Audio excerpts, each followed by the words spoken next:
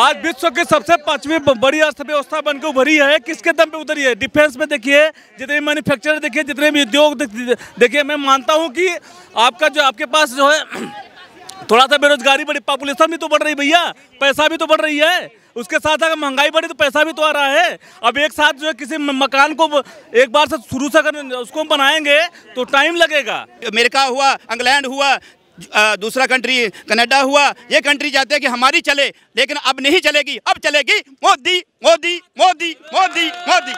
ठीक है, आज आप देख रहे हैं कितनी भीड़ है। जब उनका टाइम था कोई भी आए दिन बम फाड़ के चला जाता था, कुछ भी हो सकता था। आज आप सुरक्षित हैं, एक सुरक्षित हाथों में आपने देश दिया तभी सुरक्षित है ना। सुरक्षित हाथों में दिया मतलब उनको दिया है विकल्प। आज किसी की हिम्मत नहीं है। आज हम बेखौफ होकर बेफिक्र होकर इस जगह पे घूम रहे हैं, वरना इतनी बड़ी जगह कोई भी बम फाड़ के निकल जाए। एक सुरक्षित हाथों में तो है ना देश। जो अमेरिका सुपर पावर देश है, आज उसके जो है उसके बात करने के लिए तरसता है। यूक्रेन हुआ, आज उससे मदद मांग रहा है। जितने भी इस्लामिक खाड़ी के देश है, आज उससे मदद मांग रहा है। क्यों मांग रहा है बताइए?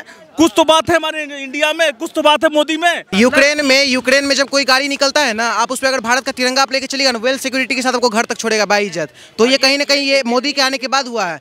यूक्रेन में हुआ है, आप कहीं पे भी, नेपाल कहीं पे भी आप जाइए, कनाडा जाइए। पाकिस्तान वालों ने भी खुद कहा है इंडिया का झंडा लेकर निकल रहे थे जब युद्ध। पाकिस्तान के अंदर 150 रुपए 300 रुपए किलो आटा पहुंच गया था। ये मोदी है जो देश को आज यूक्रेन की वजह से, रशिया की वजह से, रशिया नहीं, आप जानते हैं ग्रुप 7 जो कंट्री है, ग्रुप 7 को अपना जो है नाटो वाले वो चाहते हैं कि जैसे रशिया वाला चाहता है कि रशिया जो है वो क्यों खिलाफ हुआ यूक्रेन के। यूक्रेन कहता है कि अमेरिका हुआ, इंग्लैंड हुआ, दूसरा कंट्री कनाडा हुआ, ये कंट्री चाहते हैं कि हमारी चले, लेकिन अब नहीं चलेगी। अब चलेगी मोदी मोदी मोदी मोदी मोदी। एक मिनट रुकिए।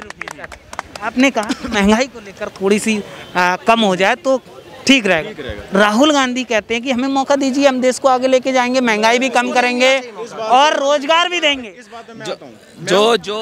देखिए, आपने कहा उन्हें मौका दिया जाए, ठीक है। आज आप देख रहे हैं कितनी भीड़ है। जब उनका टाइम था कोई भी आए दिन बम फाड़ के चला जाता था, कुछ भी हो सकता था। आज आप सुरक्षित हैं, एक सुरक्षित हाथों में आपने देश दिया तभी सुरक्षित है ना। सुरक्षित हाथों में दिया मतलब उनको दिया है विकल्प। आज किसी की हिम्मत नहीं है।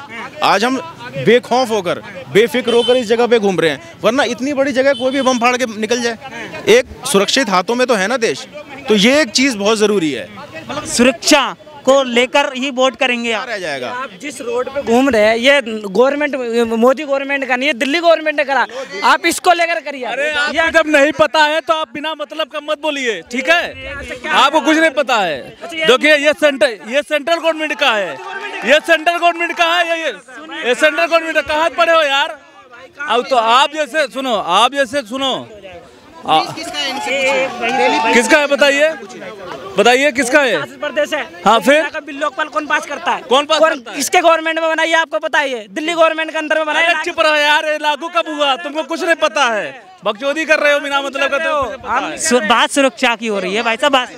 बस मेरा एक क्वेश्चन आंसर दो। दिल्ली पुलिस किसके अंदर में आता है? बस हाँ, बता आंसर दो ना। दिल्ली पुलिस बना है। दिल्ली पुलिस किसके अंदर? सबसे बड़ी अर्थव्यवस्था पांचवी। एक मिनट। आज विश्व की सबसे पांचवी बड़ी अर्थव्यवस्था बनकर उभरी है। किसके दम पे उतरी है? डिफेंस में देखिए, जितने मैन्युफैक्चरर देखिए, जितने भी उद्योग देखिए। मैं मानता हूं कि आपके पास जो है थोड़ा सा बेरोजगारी बढ़ी, पॉपुलेशन भी तो बढ़ रही भैया, पैसा भी तो बढ़ रही है। उसके साथ अगर महंगाई बढ़ी तो पैसा भी तो आ रहा है। अब एक साथ जो है किसी मकान को एक बार से शुरू से अगर उसको बनाएंगे तो टाइम लगेगा। अभी इसको 8 साल हुआ है। इसके पहले क्या करते थे? इसके पहले नहीं थे नियम कानून, इसके पहले कुछ नहीं था। आज सबको दिखाई दे रहा है कि देश ये है वो है। बताइए, आज जो अमेरिका सुपर पावर देश है, आज उसके जो है उसके बात करने के लिए तरसता है। यूक्रेन हुआ, आज उससे मदद मांग रहा है। जितने भी इस्लामिक खाड़ी के देश है, आज उससे मदद मांग रहा है। क्यों मांग रहा है बताइए? कुछ तो बात है हमारे इंडिया में, कुछ तो बात है मोदी में। क्यों उसके एक आवाज पूरी दुनिया जो है उसके तरसने के लिए, बात करने के लिए तरस रही है कि मोदी हमारा मदद करे। क्यों इसके पहले क्यों नहीं था? 60 साल पहले था, क्यों नहीं था? जो है लगातार जो है 10 बार जीते ये लोग। 10 बार आए, अपना सरकार बनाए, कांग्रेस थी, जैसे तैसे करके क्या की थी बताइए। क्या नाम हुआ सर आपका? शुभ नाम क्या? रोहित नाम है मेरा। 24 की जो चर्चा चल रही है, आपका मन क्या है, क्या मन बनाया है, कौन होना चाहिए प्रधानमंत्री? जी ठीक है, अपनी जगह सही काम कर रहे हैं, ऐसी कोई बात नहीं है, बट जो मेन मुद्दा है ना वो महंगाई का है। मैं बेरोजगारी की बात भी नहीं कर रहा, वो अगर महंगाई कंट्रोल में आ जाए तो इससे बढ़िया कुछ नहीं है। प्रधानमंत्री सही है अपनी जगह, सब सही काम कर रहा है, लेकिन इन्फ्लेशन इतनी ज़्यादा बढ़ती जा रही है कि मेन प्रॉब्लम जो है ना एक आम आदमी को होती है, मिडिल क्लास को होती है। उसकी कमाई उतनी है, खर्चे बढ़े जा रहे हैं, उस पर हर चीज़ का बोझ पड़ा जा रहा है। तो बस एक ये महंगाई को लेकर और कोई प्रॉब्लम नहीं है सरकार से, और जगह पे ये सही है, सही काम कर रहे हैं। काम कैसा कर रहे हैं मोदी? काम सही कर रहे हैं, अच्छे कर रहे हैं, मतलब अपनी जगह पर उन्होंने सारे काम सही करे हैं, लेकिन मेन जो है महंगाई पे कंट्रोल कर लें। मुझे मोदी जी से कोई प्रॉब्लम नहीं है, वो बहुत अच्छे हैं, बहुत बढ़िया हैं, और मैं ये चाहूँगा कि वो दोबारा भी 2024 में आए, सही काम कर रहे हैं। बस ये है कि मेन महंगाई पे कंट्रोल कर लें, और कोई चीज़ से प्रॉब्लम नहीं है मुझे। ठीक, क्या नाम हुआ? शुभ नाम क्या? आशु बोल रहा हूँ जी। 24 को लेकर आपके क्या विचार है, कौन होना चाहिए प्रधानमंत्री? बदलाव चाहते हैं या तीसरी बार मौका देना चाहते हैं? बिल्कुल तीसरी बार अपनी बीजेपी आनी चाहिए और मोदी जी आने चाहिए। बस इन्होंने बिल्कुल सही बात बोला कि एक उसका महंगाई का मुद्दा है, उसके अलावा और कुछ नहीं है। आज की डेट में अगर आप बाहर जाते हो ना, मेरे बहुत सारे रिलेटिव्स बाहर है, जो इंडिया की इमेज अब बनी है ना 10 सालों में, मतलब आप बिल्कुल पहले ऐसा करते थे कि ये इंडियंस है, मतलब उनको बड़ा नीचे देखते थे, अब बोलते थे मोदी के देश का है, तो उसको बड़ा अपने लेवल का समझते हैं। तो इसलिए मोदी आना बहुत ज़रूरी है।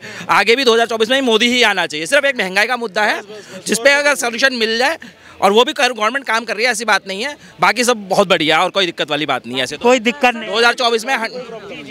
कौन से देश में कह रहे थे सर ये मोदी देश का है, मतलब लोग है कहाँ? और वैसे कब कह रहे थे? हम कह रहे थे हाँ मित्रा मेरे को बता दे कौन सा कैमरा रोटेट नहीं भाई, कौन से कह रहे मेरे को बता दो। आप युवा हैं, क्या मन बना है इस बार 24 की अगर बात करें तो कौन होना चाहिए प्रधानमंत्री? ओनली मोदी जी और कोई नहीं।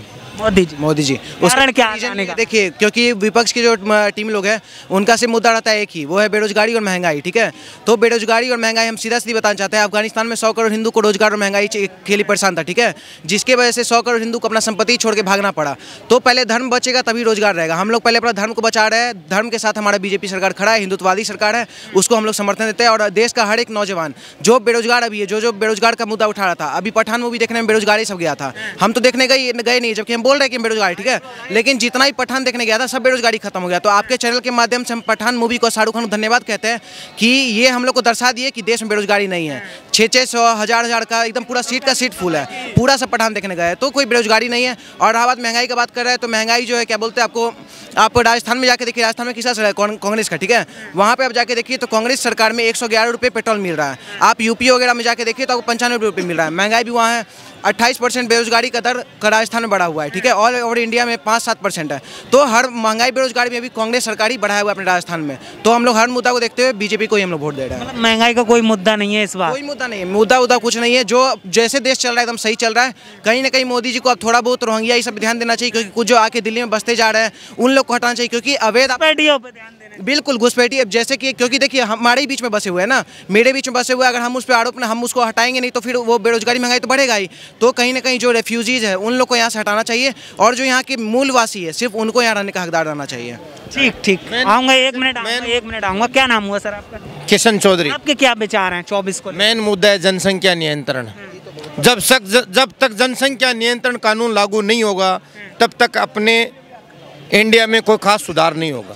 जनसंख्या कानून आना, क्योंकि लोगों ने तो बच्चे पैदा करने की फैक्ट्रियां खोल रखी हैं, और जब तक जनसंख्या नियंत्रण कानून जब तक लागू नहीं होगा तब तक किसी तरीके का सुधार नहीं होगा। क्योंकि बेरोजगार तो अपने आप बढ़ रहे हैं, बेरोजगार बढ़ कैसे रहे हैं? अपन तो हिंदू का भी बनना चाहिए, जरूरी है। ऐसा नहीं, उन्होंने ऐसा नहीं बोला। एक मिनट सुन ली। जब सरकार कानून लेके आएगी, सुनिए, सरकार कानून लेके आएगी तो वो ये किसी एक धर्म के लिए नहीं है, वो सभी के लिए है, सबको ही मानना पड़ेगा। ऐसा नहीं है। सिंपल सी आपके क्या विचार है, कानून आना चाहिए या नहीं? जनसंख्या पे कानून आए या ना आए, मैं बस आए या नहीं आए ये बताइए। आना चाहिए या नहीं आना चाहिए? नहीं, क्यों? बिकॉज क्योंकि जब हम अपनी पैदाशी बढ़ाएंगे ना, हमारे दिमाग पे प्रेशर आएगा, तो खुद की कमाई हम खुद सोचेंगे। अगर हमारे एक बेटा है ना, तो हमारे पास 5 बीघा खेती है ना, हम यही सोचते हैं हमारा एक बेटा आराम से खा लेगा। मैं कोई जात का ब्राह्मण हूँ, मैं ऐसा कोई नहीं यार पॉसिबल। ये देश अपना है, आपने क्या बोला, सबसे इम्पोर्टेंट अपनी धरती माँ बोले ना। मेरे पास एक बेटा हो, 5 बीघे मेरे पास खेती है, मैं क्या बोलूँगा, मेरा बेटा आराम से खाजी लगा गाँव में। आपको नहीं लगता जो जिस तरह से जनसंख्या पॉपुलेशन लगातार बढ़ रही है, देश में समस्या पैदा कर रही है, एक मिनट, चाइना से तो हम आगे निकल गए हैं जनसंख्या के बारे में, अगर आपको नहीं लगता है क्या जनसंख्या देश में समस्या पैदा कर रही है? इनको नहीं पता। ऐसा है कि सबसे पहले बंदे को एजुकेट होना जरूरी है। ये जो बातें कर रहा है ये एजुकेट नहीं है लगता मेरे को। सबसे पहले इसका ड्राबैक जो है, सबसे पहले ड्राबैक है कि एजुकेशन होना जरूरी है। दो बच्चे चाइना क्या कर रहा है कि उसने पहले बंद कर दिए थे, फिर एक कर दिया, अब उसने 2 कर दिए, क्योंकि हमारे जंग भी चाहिए। हाँ, जैसे जैसे बुढ़ापा होता जाएगा तो 2 बच्चे कम से कम, ज़्यादा भी कम से कम 1 या 2 मैक्सिमम बच्चे, किसी चाहे वो मुसलमान हो, चाहे वो प्लीज़ चाहे हिंदू हो, कोई भी हो, 2 बच्चे होना जरूरी है। 2 बच्चे चाहिए, एक हो जाए तभी ठीक है, 2 बच्चे। आज लोगों को इनको पता नहीं है कि जो नई जनरेशन आ रही है वो तो ब्याह करना नहीं चाहती।